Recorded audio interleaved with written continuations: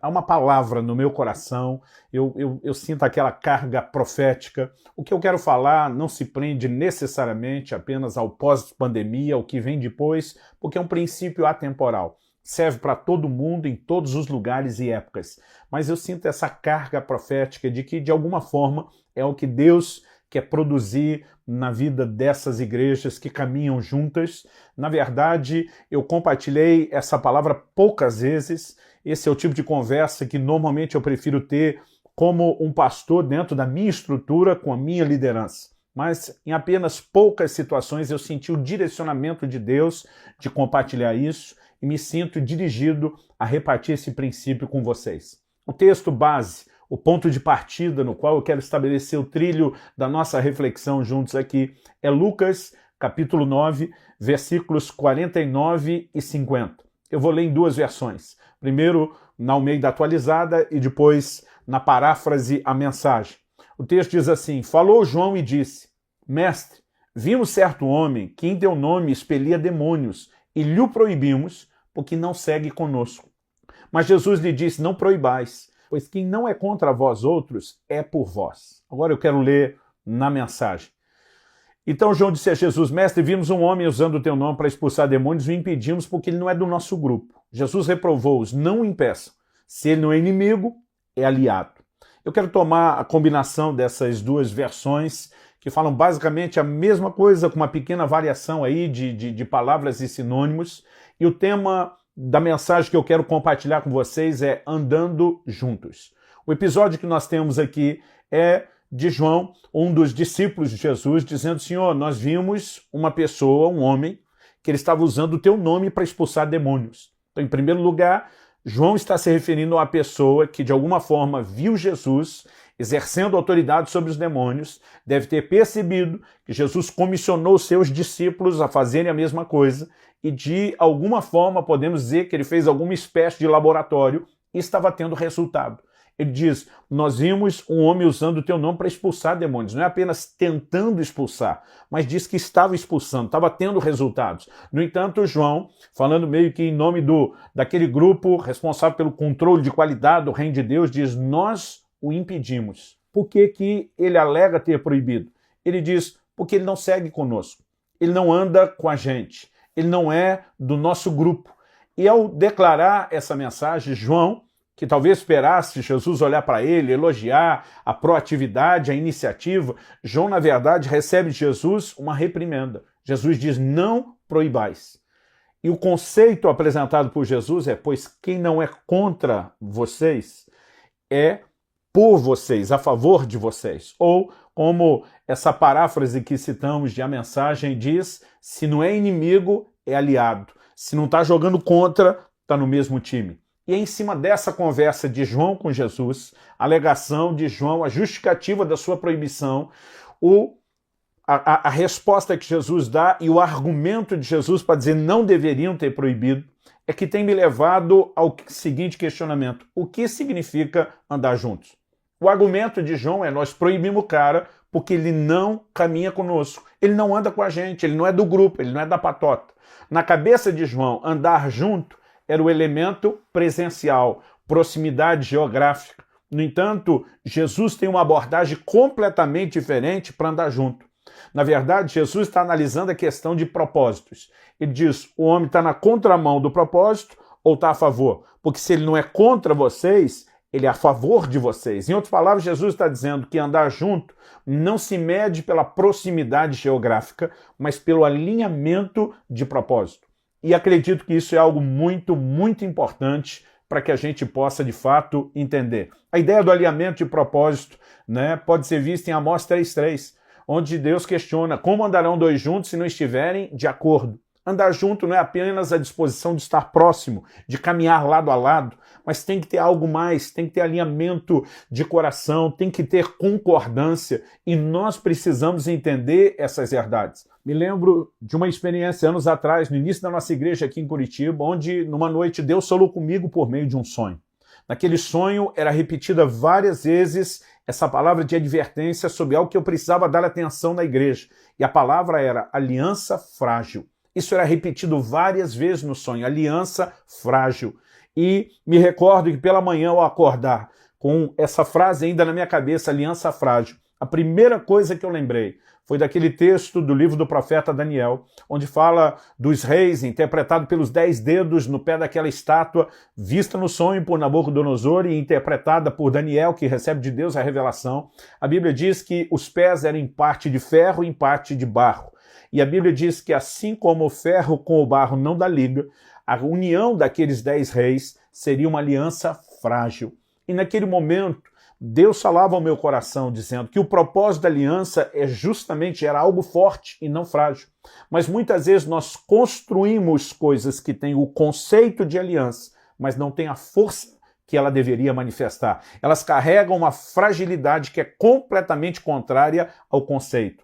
O que me faz acreditar, seja em situações como essa que podemos vivenciar na igreja ou na interpretação de João, que muitas vezes o nosso problema começa com um entendimento equivocado do que é andar juntos. Então, eu gostaria de compartilhar essa palavra, dividindo ela em 3 tópicos bem distintos. No primeiro, eu gostaria que a gente pudesse repensar unidade, tentar entender o que é unidade na perspectiva bíblica. Em segundo lugar, que a gente voltasse a esse questionamento a partir do entendimento bíblico de unidade, o que é andar junto, para somente então trabalhar, dentro da proposta bíblica o que é lidar com diferenças tanto de linguagem como de propósito. Mas vamos começar então pelo primeiro aspecto, de entender unidade. Nós precisamos compreender que na visão bíblica, unidade não é uniformidade, são 2 coisas completamente distintas. Então, por exemplo, em primeira carta de Paulo aos Coríntios, no capítulo 12, dos versículos 14 até o 20, Paulo explora a ideia de que coletivamente nós somos um só corpo, o corpo de Cristo, isso é unidade. Mas dentro da unidade de todos os membros que juntos compõem algo maior, e acredito que esse é o conceito que eu e você precisamos entender. Unidade não é o ajuntamento dos iguais. Unidade é o ajuntamento dos diferentes que constroem juntos com as suas diferenças, mas alinhados no mesmo propósito, algo maior do que eles mesmos. Então Paulo começa a mostrar que cada membro do corpo tem uma função diferente. Logo, eles não são uniformes, não há uniformidade. Mas a soma dessas diferenças, com o propósito de que algo maior, o corpo, se mova em conjunto, leva eles a funcionarem de modo harmônico. E acredito que isso é uma definição de unidade que nós precisamos ter. Algumas ideias na Bíblia onde nós percebemos que as diferenças deveriam complementar e não dividir. Por exemplo, no livro de Provérbios, no capítulo 11 e no versículo 14, nós lemos a seguinte afirmação: não havendo sábia direção cai o povo, mas na multidão de conselheiros há segurança. Por que há segurança na multidão de conselheiros? Porque todo mundo está pensando a mesma coisa. Se todo mundo pensasse a mesma coisa, não havia necessidade de uma multidão de conselheiros. Mas porque a diversidade na forma de pensar, a soma das diferenças, nos dá uma segurança muito maior de que ângulos, perspectivas, abordagens diferentes de um mesmo assunto possam estar sendo vistas e equilibradas num consenso entre as diferenças. Logo, nós precisamos enxergar essa perspectiva bíblica de que unidade não é uniformidade, não é simplesmente anularmos as nossas diferenças e tentarmos ser todo mundo iguais, mas é com as nossas diferenças nos alinharmos num propósito que é maior do que a gente, que tem a ver com a soma das nossas diferenças. Então, nós nos movemos numa única direção. Acredito, obviamente, que Deus nos fez como seres distintos. Nenhum de nós é necessariamente igual ao outro. Essa diferença não se mede apenas por uma digital única e singular, pela íris do olho, elementos de identificação de cada um de nós que não se repetem. Nós precisamos entender que Deus nos deu talentos, perspectivas, personalidades, temperamentos, Algumas coisas não podemos nem culpar Deus pela diferença, atribuir a Ele a responsabilidade. Nós, às vezes, em alguns desses elementos, somos os únicos responsáveis, mas Deus, num pacote geral, nos permitiu ser assim diferentes. No entanto, Ele propõe que a gente possa se mover numa única direção. Então é muito importante que a gente entenda o que é a unidade e que a gente entenda não só o que é a unidade, mas o poder que ela tem, aonde ela pode nos levar. A palavra de Deus nos diz no livro de Gênesis, lá no capítulo 11, quando nós temos o episódio daquela tentativa de construção, que não foi complementada, da Torre de Babel, que Deus desceu para vir aquilo. E são palavras de Deus, que o próprio Senhor, ao averiguar a situação, ele profere. Ele diz, eis que o povo é um só e fala uma só língua. Deus diz, de hoje em diante não haverá limites para aquilo que eles intentarem fazer. Agora observe, esse povo estava se movendo contrário ao propósito de Deus. A ordem de Deus, desde o início, ao abençoar o homem, a humanidade, era que vocês povoem a terra, que vocês se multipliquem, que vocês se espalhem. No entanto, o posicionamento deles depois do dilúvio era, nós não vamos nos espalhar, nós vamos nos unir, nós vamos nos agregar num lugar só, nós vamos fazer para nós um nome. Eles estavam mais preocupados consigo mesmo do que com aquilo que Deus tinha. No entanto, apesar de contrários ao propósito de Deus, porque eles eram um só povo e falavam uma só língua, eles estavam realmente numa unidade e harmonia profunda. O próprio Deus diz, não haverá limites para eles. Significa que a unidade tem o poder de remover limites que estão diante de nós. Agora, se uma unidade contrária ao propósito de Deus já remove limites, eu e você precisamos nos questionar o que uma unidade dentro do propósito de Deus pode produzir. Nós podemos sim imaginar que Deus pode nos levar a um padrão de resultados, de um nível de construção e edificação completamente sobrenatural, muito além da nossa capacidade, muito além da nossa habilidade, muito além das nossas forças. No entanto, nós não chegaremos nesse lugar se não entendermos o que é unidade. E unidade, repito, não é uniformidade. É Deus conseguindo trabalhar essa soma de diferenças. Quando eu olho para a palavra de Deus, eu consigo perceber que quando falamos da igreja como só corpo, é lógico que a Bíblia está falando da igreja mística, todo o corpo de Cristo, a soma de todos os crentes em toda a terra. Mas, ao mesmo tempo, Deus consegue separar esse elemento da igreja dentro da questão da localidade. No livro do Apocalipse, por exemplo, nós temos cartas a 7 igrejas distintas da Ásia. E que cada uma delas, embora todas elas compõem o corpo místico de Cristo em toda a terra, mas para cada uma delas ele tem palavras específicas, ele traz direcionamentos muito específicos. E quando a gente começa a entender esse aspecto, nós podemos falar a respeito de unidade, não apenas no sentido global, mas nós precisamos entender isso também dentro do sentido local. Acredito que Deus quer que dentro das estruturas de uma igreja local, de um ministério que compõe uma aliança de várias igrejas, que a gente possa ter esse entendimento e que a gente possa ter essa prática. Então, com isso em mente, entendendo um pouco da base do fundamento do que é a unidade, que não se trata de anulação de nada que seja pessoal em termos de identidade, mas se trata de um esforço de colocar nossas diferenças juntas de tal forma que aquilo que é maior do que nós possa ser construído dentro de uma unidade de propósito, não do jeito de ser. Então, podemos falar disso dentro de uma família. Durante muitos anos, aqui em casa, principalmente quando meus filhos eram menores, hoje os dois já chegaram à fase adulta, estão morando fora de casa, mas eu me lembro principalmente quando eles eram mais novos, em que a segunda-feira era o nosso dia de família, dia do descanso pastoral. Então, obviamente, eles tinham aula pela manhã, mas quando voltavam à tarde, nós já desencadeávamos uma série de programações da família.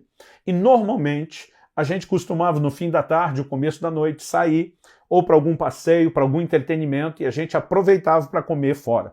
E eu me lembro de um dia desses, quando já dentro do carro, saindo, eu me dei conta que eu não sabia para onde ia, porque a gente não tinha planejado para onde ia. Era algo tão comum aquela coisa de sair, que no piloto automático a gente foi se organizando, e eu já estava saindo com o carro e alguém perguntou, e onde nós vamos comer hoje? Eu falei, eu sei lá, agora que eu parei para pensar que a gente não combinou isso. Mas enquanto tirava o carro da garagem, eu lembro que eu perguntei, e aí, o que vocês gostariam de comer? E eu lembro que Israel, meu filho, foi o primeiro, ele saiu na frente. Por mim, a gente iria naquela lanchonete tal para comer o lanche tal. Falei, puxa, é uma boa sugestão. Virei para a Alissa, minha filha, e falei, e você, minha filha? O que você gostaria de comer? Ela disse, não. E eu por mim iria naquele outro lugar para comer tal coisa. E eu lembro que ele disse, bom, agora nós temos um impasse, cada um quer uma coisa. E eu lembro que eu me virei para minha esposa, a Kelly, e falei, amor, o que você gostaria de comer? Eu esperava dela, sem ter comunicado isso, uma espécie de voto Minerva, que ela desse a inclinação. E, de repente, eu percebo que ela dá uma terceira opção. Ela diz, por mim, eu iria naquele outro lugar para comer esse outro prato. E eu vi que a gente tinha um impasse. De repente, eles olham para mim e dizem, pai, e você? Nessa hora, quando eu vi cada um defendendo o que queria comer, em vez de me preocupar em simplesmente desempatar, eu falei, por mim, eu iria naquele outro lugar comer isso. E nós éramos 4 pessoas que vivemos juntos, temos um bom convívio, mas não havia um consenso, nem sobre onde e nem sobre o que comer. E eu lembro que eu falei, bom, não dá para a gente fazer um tour nos 4 lugares para cada um comer o seu. Então nós vamos ter que chegar a um consenso de que lugar a gente pode ir. Eu lembro que nessa hora meu filho falou, eu falei primeiro, como quem diz, eu é que tenho que ganhar. Eu falei, olha, pela sua má educação, de sequer ter respeitado sua mãe e sua irmã e ter usado de gentileza com eles, você já ficou por último. Mas eu lembro que eu falei o seguinte, a gente pode fazer o seguinte, nós podemos ir hoje num lugar e nas próximas semanas no outro, e nós vamos fazer a trajetória toda. Mas quando eu vi que o Israel saiu na frente, querendo já atropelar e garantir o dele, e coloquei ele por último, a Lissa já logo tentou, então eu falei, quer saber? Hoje nós vamos num 5º lugar completamente aleatório, e a partir de semana que vem, nós vamos decidir a ordem desses lugares que nós vamos comer pelas próximas 4 semanas depois de hoje. Era para ser algo simples, não era? Sim, mas porque somos seres diferentes, com gostos, vontades, né? Porque somos tão distintos, não dá para esperar que haja unanimidade em nada, não pelo menos de forma espontânea. E é justamente nessa dificuldade que nós precisamos compreender o desafio que temos de construir esse verdadeiro andar juntos. Mas eu vou falar sobre como driblar essas dificuldades, né, de linguagem, de alinhamento para propósito depois. Constatado esse desafio, depois de reconhecer o que é a verdadeira unidade, eu gostaria que nós começássemos, então, tentando entender o que é andar junto. Então, voltando ao nosso texto inicial, na cabeça de João, andar junto é aquele time que caminha junto, literalmente, proximidade, geograficamente falando, né, estão próximos, são partes do mesmo time, da mesma equipe. Agora, quando eu olho para as Escrituras, eu percebo que a definição do andar junto é gente que está junto, nem sempre em termos de proximidade, mas com certeza na visão e no propósito.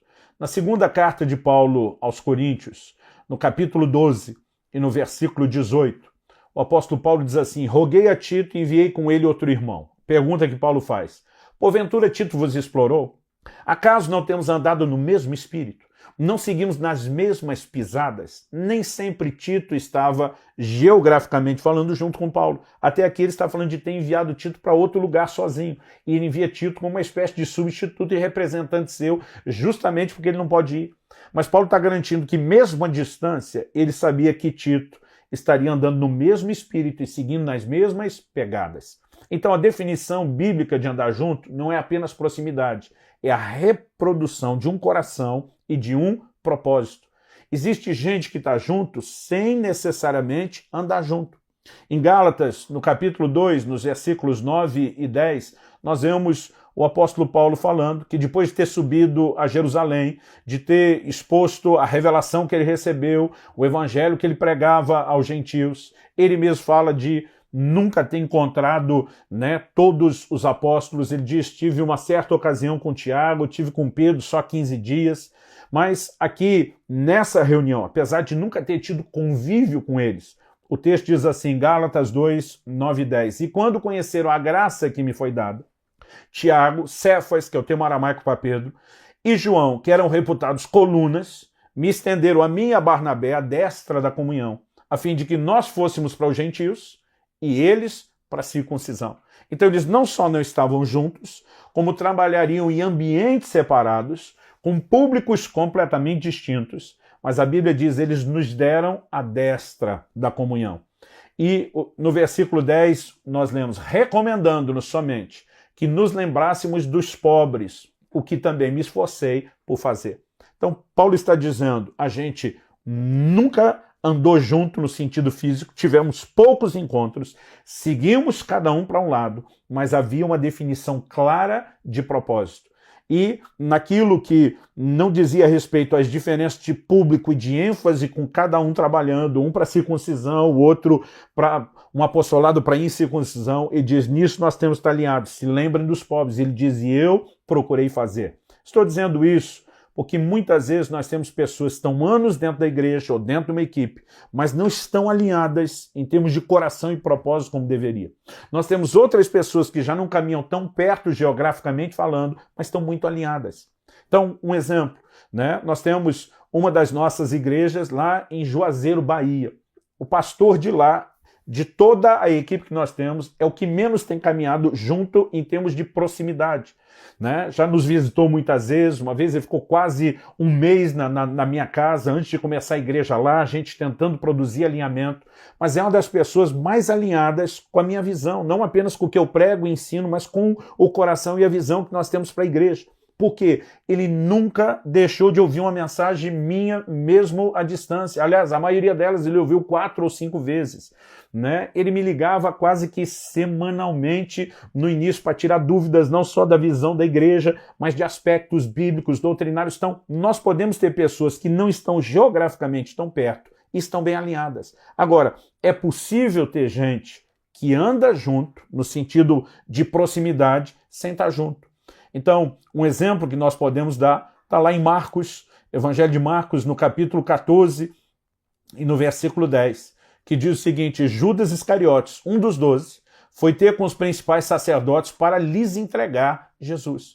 Esse camarada estava perto de Jesus? Sim. Andava junto naquela argumentação de João? Sim. Né? No entanto, o texto diz aqui, verso 11, eles ouvindo, alegraram-se e lhe prometeram dinheiro. E nesse meio tempo buscava ele uma boa ocasião para o entregar. O texto aqui está falando dele entregar Jesus. Então, tem gente que anda junto sem estar junto. Tem gente que não anda junto no sentido de proximidade, mas está junto. E nós podemos ainda destacar, quando olhamos a perspectiva bíblica, que tem gente que até pode estar junto, mas não nos representa. Um exemplo bíblico disso, Atos capítulo 15 nos mostra uma grande confusão que começa na igreja de Antioquia e termina com um verdadeiro concílio dos apóstolos, né, e presbíteros em Jerusalém para resolver a questão. Porque alguns saíram da igreja de Jerusalém, foram lá em Antioquia, para começar a dizer aos gentios convertidos que se eles não se circuncidassem segundo a lei de Moisés, eles não poderiam ser salvos. A Bíblia diz que Paulo e Barnabé tiveram um embate, né, uma confusão foi gerada com aquilo, e no fim o assunto é levado para que toda a liderança se reúna para emitir um posicionamento a respeito daquela questão. Depois do concílio de Jerusalém, na hora de chegar finalmente à conclusão, a declaração foi essa, Atos 15, 24. Visto sabemos que alguns de entre nós, alguns manuscritos constam que saíram, nem todos, alguns de entre nós, sem nenhuma autorização, vos têm perturbado com palavras, transtornando a vossa alma, pareceu-nos bem, chegados a pleno acordo, eleger alguns homens e enviá-los a vós outros com os amados Barnabé e Paulo, homens que têm exposto a vida pelo nome de nosso Senhor Jesus Cristo. E daí eles dizem, enviamos, portanto, Judas e Silas, os quais pessoalmente vos dirão também essas coisas. Em outras palavras, Judas e Silas nos representam. Eles estão indo levar o acordo e o consenso de um alinhamento que nós temos. Agora, esses que saíram daqui, que alegam ser parte daqui, que andam conosco, eles não nos representam. E nós precisamos ter esse nível de entendimento pela palavra de Deus. Andar junto não é só ser parte de uma igreja ou de uma equipe ministerial. Nós precisamos entender a importância de alinhamento.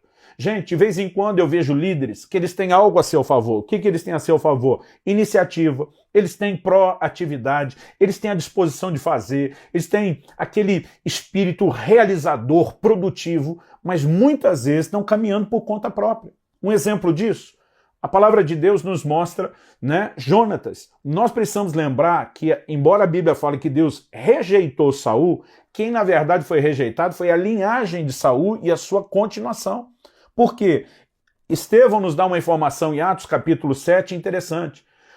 Nós lemos no Velho Testamento que Davi reinou 40 anos, que Salomão reinou 40 anos, mas o Velho Testamento não nos informa quanto tempo Saul reinou. Quem nos dá essa informação no Novo Testamento Estevão, na sua pregação em Atos 7, e ele diz que Saul reinou 40 anos. Ou seja, ele reinou a mesma coisa que Davi e Salomão. Na verdade, quando Deus o rejeitou, a palavra que Samuel traz é: o Senhor teria confirmado seu reino para sempre. Isso não significa que o cara ia virar imortal, né, e tá reinando até hoje, mas Deus estava falando de continuidade. Agora, muitas vezes, o que eu e você perdemos de vista é que Jonatas era um verdadeiro herói. Quando Saul fala de matá-lo porque ele quebrou um princípio, quando eles estão em guerra com os filisteus, Saul lança uma palavra dizendo: se alguém comer hoje, antes do final dessa guerra, eu estou jurando essa pessoa de morte, vai morrer. Agora, a Bíblia diz que Jonatas não estava lá quando ele falou isso. E porque não estava lá e não sabia, ele pega um favo de mel. E quando ele come, os olhos dele se aclararam. É lógico que ele encontrou energia. Nós estamos falando de uma batalha que dependia de esforço físico. E as pessoas o advertem, dizendo: não, seu pai proibiu. Ele não apenas, né, não tem o posicionamento humilde de só dizer eu não sabia, mas ele diz: se todo mundo tivesse comendo, nossa vitória seria maior. Ele ainda tem um posicionamento contrário ao do pai. Por que eu estou dizendo isso? Porque muitas vezes nós nos concentramos só no erro de Saul.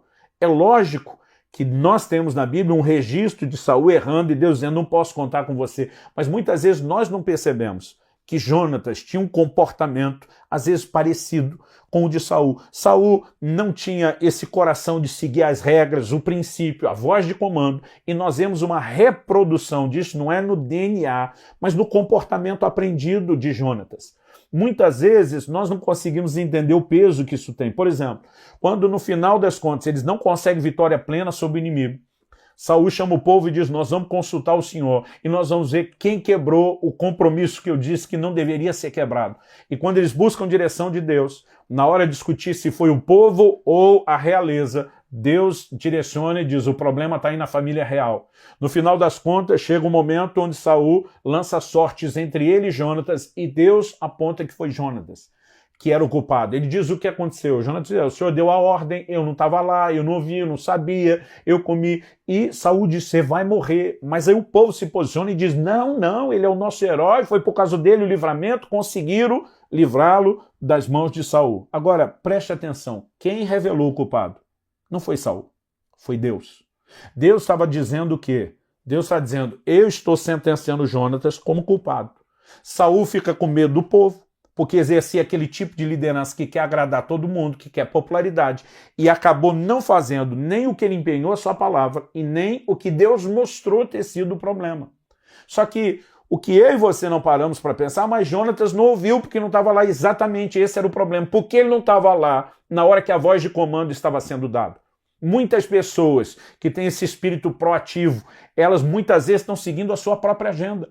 Enquanto Saul está reunindo todo o exército para dar uma voz de comando, ele decide o que quer fazer, ele decide aonde vai fazer. Quando está fora, pede informação porque não estava ali para ter o alinhamento e depois ainda questiona o que foi dito, que ele nem ouviu e nem estava alinhado. Será que você já viu esse filme? Eu tenho visto isso muitas vezes, não é apenas na minha igreja, na equipe dos nossos líderes, mas em todo lugar. E muitas vezes nós não conseguimos, porque olhamos para aquele herói.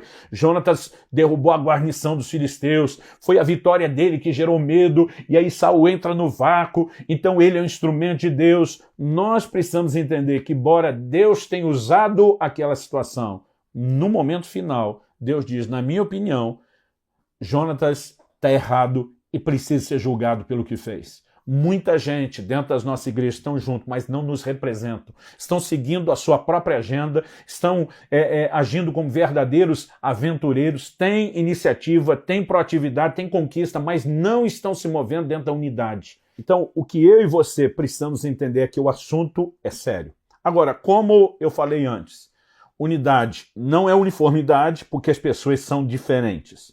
Mas como podemos unir e alinhar as nossas diferenças numa mesma visão?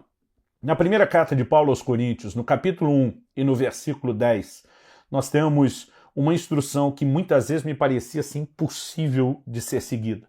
No entanto, o que nós temos que levar em conta é que Deus não pediria de nós algo que não pode ser feito, né? Porque se não fosse possível, seria injusto da parte dele nos orientar a fazer algo que não pode ser feito. Na verdade, algumas dessas instruções podem ser um verdadeiro desafio, mas não são impossíveis. A instrução é, Paulo diz assim, rogo-vos, irmãos, pelo nome de nosso Senhor Jesus. Rogar é falar com rogo, é um apelo, é implorar. Então, dá para, em tom de brincadeira, dizer que Paulo está apelando, literalmente, porque além de estar rogando, falando com rogo, ele diz em nome do Senhor Jesus Cristo. O que ele rogava? Que faleis todos a mesma coisa, que não haja entre vós divisões, antes sejais inteiramente unidos na mesma disposição mental e no mesmo parecer. Gente, fala sério, vamos pensar nisso. Falar todo mundo a mesma coisa, não tendo divisões, ser completamente e inteiramente unidos, na mesma disposição mental e no mesmo parecer. Então é para falar, sentir e pensar a mesma coisa. Isso é ser inteiramente unido. Falar, pensar e sentir a mesma coisa. Agora pergunto, nós vamos conseguir isso de forma automática? Não. Numa família como a minha, de 4 pessoas, quando chega a hora de decidir onde e o que vamos comer, a gente não consegue ter isso de forma automática? Como numa igreja que cresce, que tem milhares de pessoas, nós vamos esperar que automaticamente todo mundo fale, pense ou sinta a mesma coisa. Isso não vai acontecer de forma automática. Agora, é justamente esse aspecto de não ser automático, mas ser possível, que precisa nos levar a entender a forma prática. Como nós podemos viver isso? Então, lá na minha casa, a gente só conseguiu resolver o assunto porque eu me posicionei como governo, como liderança da casa, e eu disse como as coisas seriam. Procurei, obviamente, ouvindo o parecer de cada um, a vontade de cada um, de onde queria comer, o que queria comer, promover algo que incluísse todo mundo, mas eu decidi como as coisas seriam. Nós precisamos entender o papel da liderança. Eu sei que no passado já houve em muitos lugares abuso de autoridade. Isso não é algo que a Bíblia advogue, pelo contrário. Em 1 de Pedro, nós lemos de uma forma muito clara a advertência lá no capítulo 5, onde Pedro diz, rogo aos presbíteros que entre vós, eu presbítero juntamente com vocês, diz, apacentai o rebanho. Aí ele diz assim, não como dominadores do povo. Isso significa que nós não podemos confundir autoridade com autoritarismo. São duas coisas distintas. O próprio Jesus mostrou um tipo de liderança que era servidora, nunca foi abusiva. Mas muitas vezes, nós, até por causa de alguns erros que aconteceram com algumas pessoas em alguns lugares, começamos a ter uma atitude generalizada contrária à autoridade, que é um princípio bíblico. Romanos 13 mostra que a autoridade é ministro de Deus e que quem resiste à autoridade resiste à ordenação de Deus. Então, por exemplo, vamos deixar a igreja de lado um pouco. Dentro da família, Deus instituiu o governo e a autoridade. É por isso que o homem é chamado e tratado de o cabeça. Por quê? Porque precisa haver governo dentro da casa. E é responsabilidade do líder estabelecer a direção. Em Gênesis 18, 19, Deus diz para Abraão assim, porque eu o escolhi para que ele ordene a sua casa e aos seus filhos depois dele, que guardem o caminho do Senhor, que pratiquem a justiça e o juízo. No final, Deus termina dizendo, para que o Senhor faça vir sobre Abraão o que tem falado a seu respeito. Deus está dizendo, Abraão, eu fiz promessas. Você quer viver as promessas? Você quer viver a realização? Quero. Deus diz, tem um trilho, meu filho. E você é o responsável por produzir alinhamento. Você vai ordenar os seus filhos a ter um posicionamento de guardar a minha palavra, de praticar a justiça e o juízo. Isso é liderança. Liderança é quando alguém se levanta com a voz de governo para dizer o seguinte, gente, se a gente tem que falar a mesma coisa, sentir a mesma coisa, pensar a mesma coisa e não é automático, então eu quero trazer o direcionamento do que nós vamos falar, do que nós vamos sentir e do que nós vamos pensar. Não estamos falando de elementos pessoais. Graças a Deus, o pastor Davi não tem autoridade da parte do Senhor para exigir que a gente seja todo mundo corintiano. Não é disso que nós estamos falando. No entanto, nós precisamos entender o que é liderança, o que é uma voz de comando. Essa voz de comando é uma autoridade dada por Deus que precisa ser obedecida e que precisa ser respeitada. Nós, muitas vezes, não conseguimos enxergar essa perspectiva bíblica, que é algo sério. Eu me lembro que algumas vezes tornei público que meus 2 filhos, tanto Israel como Alissa, cresceram debaixo de uma restrição que eu estabeleci. Qual era a restrição? Nenhum deles poderia namorar antes de completar 18 anos de idade. Um dia um pai que me ouviu falar sobre isso veio me questionar e disse, onde é que está na Bíblia que tem idade para namorar? Eu falei, meu amigo, está na Bíblia que o filho tem que obedecer ao pai.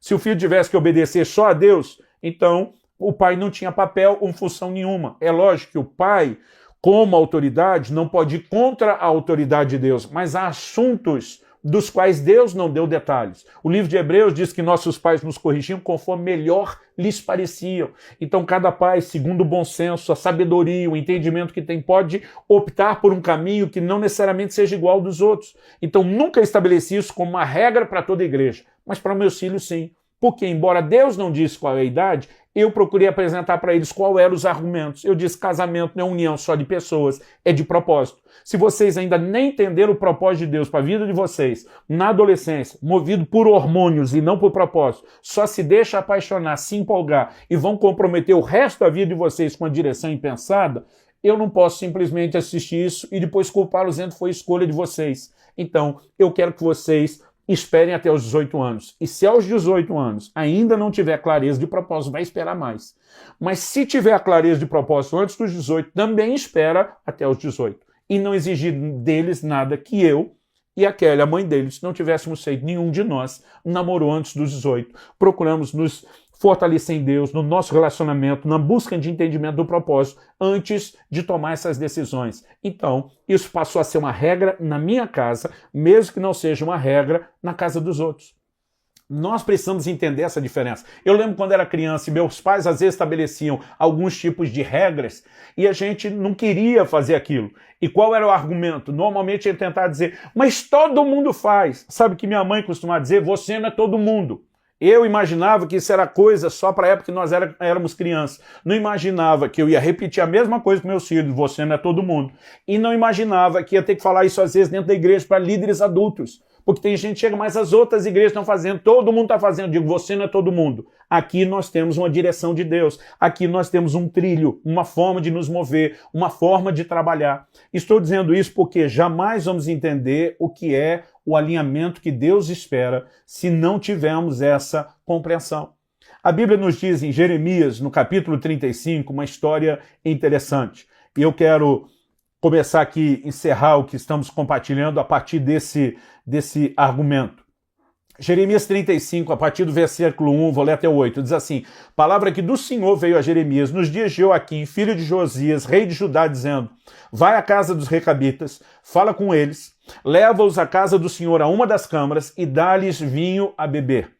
Então tomei a Jazanias, filho de Jeremias, filho de Rabazinias, aos irmãos e a todos os filhos deles e a toda a casa dos recabitas, e os levei à casa do Senhor, à câmara dos filhos de Anã, filho de Gigdalias, homem de Deus, que está junto à câmara dos príncipes, e sobre a de Maazéias, filho de Salum, guarda do vestíbulo, e pus diante dos filhos da casa dos recabitas taças cheias de vinhos e copos, e lhes disse: bebei vinho. Preste atenção, um profeta, um homem de Deus, reconhecidamente sério com o Senhor e porta-voz da parte de Deus, que reúne esses recabitas e diz: Deus mandou trazer vocês na casa de Deus, ele mandou oferecer desse vinho para vocês.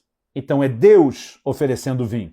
Percebe que a palavra de Deus não estabelecia restrição ao vinho, a não ser o excesso, no caso da embriaguez, o voto de um nazireu, um sacerdote quando ia ministrar no templo. Nós não estamos falando de algo que era proibido. Agora, qual foi a resposta deles? Verso 6 diz assim: mas eles disseram: não beberemos vinho. Você consegue imaginar isso? Jeremias está dizendo: Deus está servindo, mandou servir vinho para vocês. Eles dizem para Jeremias: fala para Deus que a gente declina, que nós não vamos aceitar o vinho que ele está nos oferecendo. Se há algo que você pode imaginar que possa soar desfeito, é isso. Mas Deus está oferecendo vinho para vocês, mas fala para ele que nós não vamos beber. Ele está mandando? Não. Ele está obrigando a gente a beber? Não. Então nós não vamos beber. Por que não? Olha a resposta deles. Porque Jonadab, filho de Recabe, nosso pai, nos ordenou: nunca, jamais bebereis vinho, nem vós, nem vossos filhos. Não edificareis casa, não fareis sementeira, não plantareis, nem possuireis vinha alguma, mas habitareis em tenda todos os vossos dias, para que vivais muitos dias sobre a terra em que viveis peregrinando. Obedecemos, pois, a voz de Jonadab, filho de Recabe, nosso pai, em tudo quanto ele nos ordenou, de maneira que não bebemos vinho em todos os nossos dias, nem nós, nem nossas mulheres, nem nossos filhos, nem nossas filhas, nem edificamos casa para habitação, não temos vinha, nem campo, nem semente. Qual é o posicionamento dessa turma? Nós vamos honrar aquilo que nosso pai nos orientou a fazer. Qual é o posicionamento de Deus? Você acha que Deus está ali triste, ofendido? Puxa, estão recusando o meu vinho. Não, Deus já sabia que eles não iriam aceitar. E ele pede que Jeremias faça isso justamente para tomar isso como exemplo. Os versículos 18 e 19 dizem exatamente assim: a casa dos recabitas, disse Jeremias, assim diz o Senhor dos exércitos, o Deus de Israel, pois que obedecesse ao mandamento de Jonadab, vosso pai, e guardaste todos os seus preceitos, e tudo fizeste segundo vos ordenou. Por isso assim diz o Senhor dos exércitos, o Deus de Israel, nunca faltará homem a Jonadab, filho de Recabe, que esteja na minha presença. Sabe o que Deus está dizendo? Porque vocês decidiram honrar o pai de vocês. Eu vou abençoar vocês de uma forma singular. Mas o que ele pediu era comum? Não. Mas todo mundo não bebia vinho? Sim, mas é como se ao longo das gerações a voz de Jonadab estivesse se ecoando para todos os recabitas. Mas você não é todo mundo. Eu dei um comando para vocês. E eles decidiram honrar o pai, que é mandamento bíblico, lembre disso. E agora Deus está dizendo, eu vou abençoar vocês. Então, há algumas coisas que nós precisamos entender. Pastor, eu não entendo por que a liderança na INA não pode beber assim, em outro lugar, porque você não é todo mundo, você não vai fazer o que todo mundo faz. Se os recabitas estão debaixo de um comando da voz paterna há muito tempo sobre não beber, isso simplesmente tem que ser acatado. E a gente não faz isso para agradar o homem, a gente faz entendendo que a autoridade coloca aquela pessoa que está em autoridade como um representante de Deus. E quando nós permitimos que o andar junto não seja só o estar no mesmo grupo, mas o alinhamento seja algo maior, onde lá no coração nós começamos a dizer, eu vou honrar por trás dessas regras particulares da casa, a autoridade que Deus colocou ali, isso traz bênção sobre as nossas vidas. É impossível todo mundo falar, pensar ou sentir a mesma coisa espontaneamente. A única forma de falarmos, pensarmos e sentirmos a mesma coisa é entendermos tudo que a Bíblia já nos mandou falar, pensar e sentir. E em alguns detalhes onde isso não é claramente tratado pela Bíblia, os líderes têm essa liberdade de definir isso. Outro dia eu estava conversando com uma pessoa e falei, olha, é impressionante como naquela briga, naquela discussão de Paulo com Barnabé sobre levar ou não levar João Marcos, ou como a maioria das pessoas parece tratar Barnabé de o certo e Paulo de o errado e intransigente. Mas eu falei para ele, você já percebeu qual foi o resultado daquilo? No final das contas, quem foi enviado pela igreja abençoada foi Paulo. Barnabé pega João Marcos, vai para outro canto. Mas a viagem que era para ser feita, quem realiza é Paulo. Agora, no lugar da equipe, Silas é colocado dentro desse time e eles são abençoados e enviados pela igreja. Me parece que a igreja estava dizendo, nessa distinção entre os dois, nós estamos com Paulo. O que é que Paulo estava fazendo? Ele diz, João Marcos teve a chance. Eu não sou o cara que não acredita nos outros. Eu acreditei, mas o menino vazou e desistiu no começo. Então, se é moleque, se é menino, se não tem estrutura, vai crescer primeiro, para depois que estiver se comportando como gente grande, poder aproveitar as oportunidades de gente grande.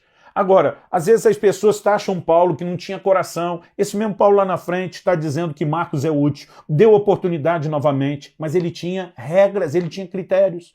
Uma vez estava hospedado na casa de um pastor, que não era o líder principal, ele era alguém de uma equipe. Esse camarada começou a queixar. Ele disse, cara, meu pastor exige que todo mundo vá na igreja de manhã orar. Onde é que isso está na Bíblia? Né? É quase como se ele estivesse tentando dizer, ele não nos trata como todo mundo. Eu olhei para ele e falei, você não é todo mundo. Se você tem um líder e você tinha que agradecer a Deus que esse cara é comprometido com a oração e que é isso na equipe, você tem que se sujeitar. Gente, muitas vezes nós queremos estar juntos sem estar junto. Queremos ser parte do time, queremos congregar, caminhar numa mesma equipe, mover na direção com uma agenda completamente diferente. Eu quero te dizer, isso não é, nunca foi antes, continua não sendo e nunca será algo bíblico. Se nós queremos fazer diferença, se nós queremos construir algo extraordinário em Deus, nós precisamos entender a necessidade de alinhamento, em primeiro lugar de informação, para a semelhança de Jonatas não estar completamente fora do que está acontecendo. Eu imagino que isso aconteça em todo lugar. Eu já vi na minha igreja e em muitas outras. Tem aquele líder que não vai na reunião de liderança.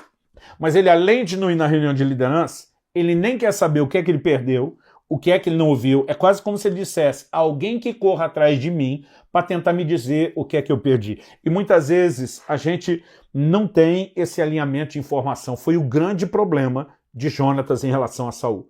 E eu quero te dizer, nós precisamos de alinhamento. Precisamos nos mover numa mesma direção. Mas o alinhamento, ele também precisa ser um alinhamento de coração. Segundo livro de Reis, nós temos uma palavra a respeito disso. No capítulo 10 e no versículo 15, a palavra de Deus diz o seguinte. De novo, nós temos Jonadab, filho de Recabe, na história. A Bíblia diz, tendo partido dali, está falando de Jeú, tendo partido dali, encontrou a Jonadab, filho de Recabe, que lhe vinha ao encontro. Jeú saudou-lhe e perguntou, tens tu sincero coração para comigo, como o meu é para contigo? Respondeu Jonadab, tenho. A resposta dele, então se tens, dá-me a mão. Jonadab deu-lhe a mão e Jeú fê-lo subir consigo no carro. Anos atrás, ouvi uma palavra do pastor Samuel Júnior, lá de Araçatuba, falando da mão e do coração, a mensagem extraordinária. Ele está dizendo que antes de estender a mão e chamar alguém para estar no carro conosco, nós precisamos questionar, o coração está junto, está alinhado? Por quê? Porque para trabalhar junto nós precisamos desse nível de alinhamento. Nós precisamos entender que muito do reino de Deus vem sendo comprometido, sabotado, porque nós queremos ter a nossa própria agenda. Eu me lembro que quando eu era garoto, muitas vezes meu pai dizia, enquanto morar debaixo do meu teto, as minhas regras. Quando você tiver o seu teto, as suas regras. E sabe, tem pessoas que elas simplesmente não querem se submeter, não querem se alinhar. Elas não percebem o dano que estão trazendo para si, porque a Bíblia diz que quem resiste à autoridade resiste à ordenação de Deus. E elas não percebem o dano que estão promovendo para o reino de Deus, porque sabotam aquilo que poderia ser conquistas muito maiores que Deus tem idealizado para nós. Eu sei que eu não estou falando aqui como pastor de vocês, mas baseado, fundamentado nas Escrituras e debaixo de um direcionamento profético. Eu quero trazer uma palavra de advertência ao seu coração. Não siga a sua própria agenda. Se no seu coração não há compatibilidade nenhuma com o propósito, com a forma de conduzir as coisas dessa liderança, eu quero dizer, talvez você esteja no lugar errado, mas não são os seus líderes que são errados. Deus os colocou. Deus um dia vai tratar com eles e haverá prestação de contas deles para com Deus. E qualquer assunto entre o que Deus delegou e a forma como eles decidiram fazer será entre eles e Deus. Para quem está debaixo de autoridade, nós precisamos ter um coração que diga, eu vou servir de forma correta. Eu sei, repito o que eu vou falar, no passado já houve muito abuso. Mas não é por causa do erro de alguns do passado que nós vamos ter uma conduta de anular aquilo que é claro na revelação bíblica. Meu apelo ao seu coração. E repito, nesses dias, o propósito do Realinhe, acredito que é muito mais falar de um novo formato de ministério e trabalho. Mas o que Deus falou no meu coração, eu quero compartilhar com você. Usando o velho e antigo jargão pentecostal, o recado era esse. Minha oração é que você, de fato, permita que essas verdades sejam bem digeridas aí no seu coração e que você se permita ser trabalhado por Deus. Eu quero terminar orando com vocês. Pai, eu coloco diante do Senhor a vida de cada um dos meus irmãos e irmãs. Nós compartilhamos princípios da Tua palavra de uma forma genérica. Mas só o Teu Espírito, e é isso que nós oramos agora, pode trazer aplicação personalizada no coração de cada um. Nós clamamos por isso. Oramos pelo sopro do Teu Espírito Santo. Oramos que o Senhor, de fato, estenda graça e favor sobre cada um. Que possamos ter dias, ó Deus, onde aqueles que têm que se arrepender de seguir sua própria agenda e coração, daqueles que estão batendo o pé e precisando ouvir que alguém lhes diga, você não é todo mundo, que eles possam, de fato, entender que estão ferindo e quebrando princípios do reino de Deus. E que, debaixo do temor do Senhor, porque sei que temem o Senhor, que possam se permitir ter alinhamento, em primeiro lugar, com o Senhor, com os princípios da Tua palavra, e também com a liderança. Eu oro por um tempo onde, ó Deus, não importa o quanto esse ministério tem crescido, que o Senhor faça que essa multidão tenha o mesmo coração, se mova no mesmo trilho e no mesmo propósito, e que eles possam viver o cumprimento de cada uma das promessas que o Senhor tem feito, de realizações extraordinárias, sobrenaturais, para a glória de Deus.